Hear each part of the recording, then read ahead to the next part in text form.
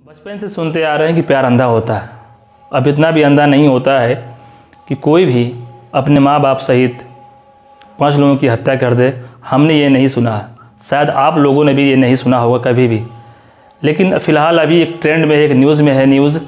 शबनम नाम की एक लड़की है, वो अपने माँ बाप सहित 5 लोगों की हत्या की थी एक टाइम में।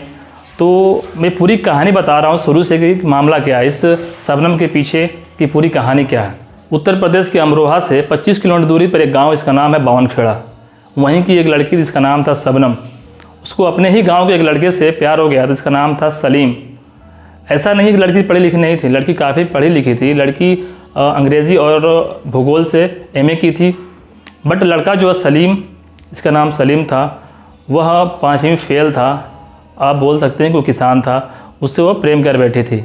इस प्रेम को लेकर, इस प्यार को लेकर उनके घरों के बीच विरोध हो रहा था कि लड़की और लड़के एक दूसरे से ना मिले।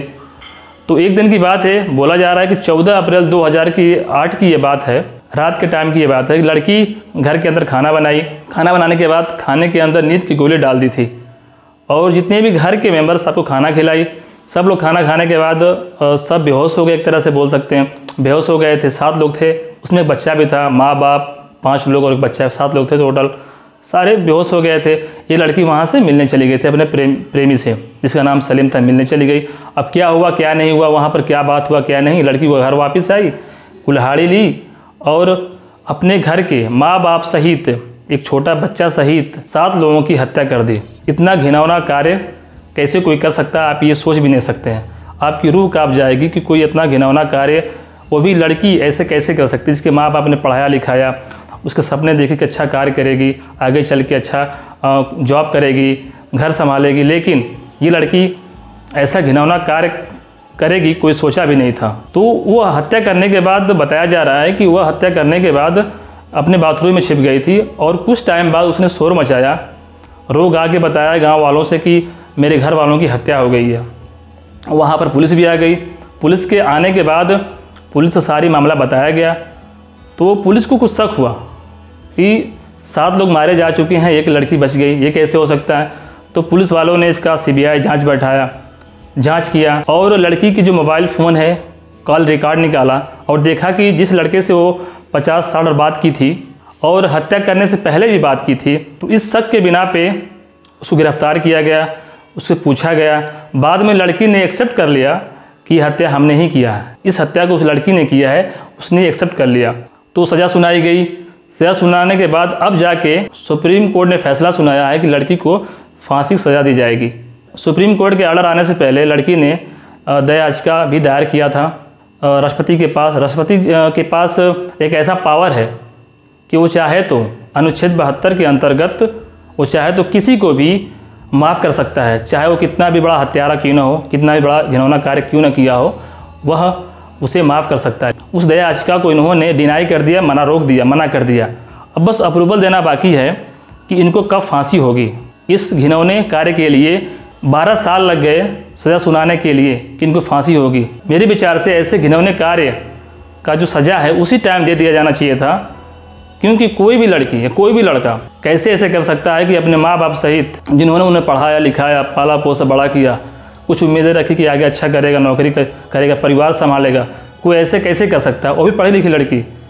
किसी को उम्मीद नहीं था कि ये लड़की ऐसा कर सकती है। काफ़ी ब्राइट लड़की थी, ऐसा माना जा रहा है, काफ़ी अच्छी पढ़ी लिखी थी, काफ़ी जानकारी थी इसको, ये लड़की कैसे कर सकती है। ये काफ़ी घिनौना कार्य है। ये सबकी रूह काँप गई है कि ये लड़की कैसे कर सकती है।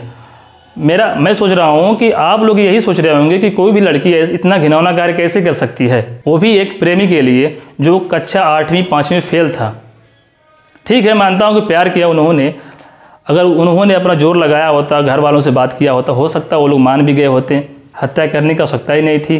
कोई भी माँ बाप अपने बच्चे की, लड़की की खुशी ही चाहेगा। अगर वो लोग बात करते तो हो सकता था वो लोग मान भी गए होते, लेकिन नहीं, पता नहीं उसके दिमाग में क्या चला क्या ना चला। तो प्यार अंधा होता ये सुना था, लेकिन इतना भी अंधा नहीं होना चाहिए कि अपने चाहने वालों के हत्या कर दे, अपने चाहने वालों के साथ इतना घिनौना कार्य करे। मैं आप लोगों से ये जानना चाहूँगा कि आप लोग क्या सोचते हैं, आप क्या विचार हैं, आप क्या सोचते हैं कि क्या इसको फांसी होनी चाहिए इस घिनौने कार्य के लिए या नहीं, राष्ट्रपति को इनको माफ़ कर देना चाहिए या नहीं कर देना चाहिए, मैं आप लोगों के विचार जानना चाहूँगा। कमेंट में डालें और बताएं कि क्या होना चाहिए, इनको सज़ा होनी चाहिए या नहीं होनी चाहिए। आगे मैं बोलना चाहूँगा कि हमारे जो निजामुद्दीन सर हैं इस पर कुछ बोलना चाहेंगे। वो क्या सोचते हैं इस घटना को लेकर, इतनी घिनौनी घटना को लेकर क्या सोचते हैं, मैं उनके विचार जानना चाहूँगा। अभी जो आप लोग नजरे सर जी के द्वारा ये शबनम के बारे में जो कुछ भी आप लोगों ने सुना है, उन सब बातों को आप लोग कमेंट बॉक्स में लिख करके अपना विचार बताएंगे और समझाएंगे कि समाज पर ये घटना का क्या प्रभाव पड़ेगा। और देखिए हम यहाँ पर बताने जा रहे हैं, देखिए ये जो घटना है ये पहली बार घटित हुआ है किसी महिला के नाम पर।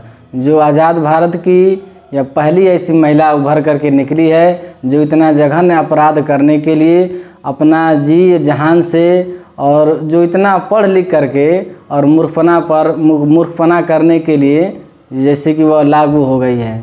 हम अपना यह विचार देंगे कि यह शबनम और सलीम जो इतना जघन्य अपराध करके हमारे देश पर एक गंदा और ख़राब छाप छोड़ने वाले हैं, हम तो कहेंगे कि उन दोनों को फांसी की सज़ा देने में थोड़ा भी लापरवाही नहीं किया जाए, क्योंकि इससे जो आने वाला हमारा पीढ़ी है, हमारा समाज है, उस पर एक बहुत बड़ा गंदा प्रभाव पड़ेगा।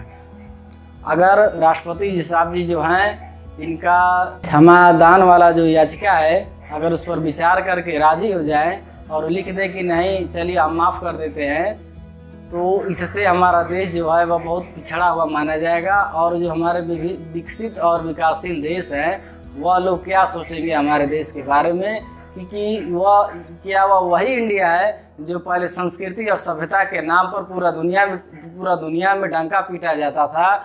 और आज यह ऐसा है कि पहली बार किसी महिला ने जो घटना दिया है और इतना जघन्य अपराध, और भारत जैसा सांस्कृतिक देश इस घटना को या सस्ते में लेकर के, और राष्ट्रपति जो है जो एक संवैधानिक पद पर बैठे हैं, जो वो सबसे बड़े और विचारक आदमी हैं, वह जब ऐसे बहुत बड़ा, जैसे ये बहुत बड़ी घटना है, इसको अगर लापरवाही में ले लेंगे तो हमारे देश पर बहुत गंदा छाप पड़ेगा।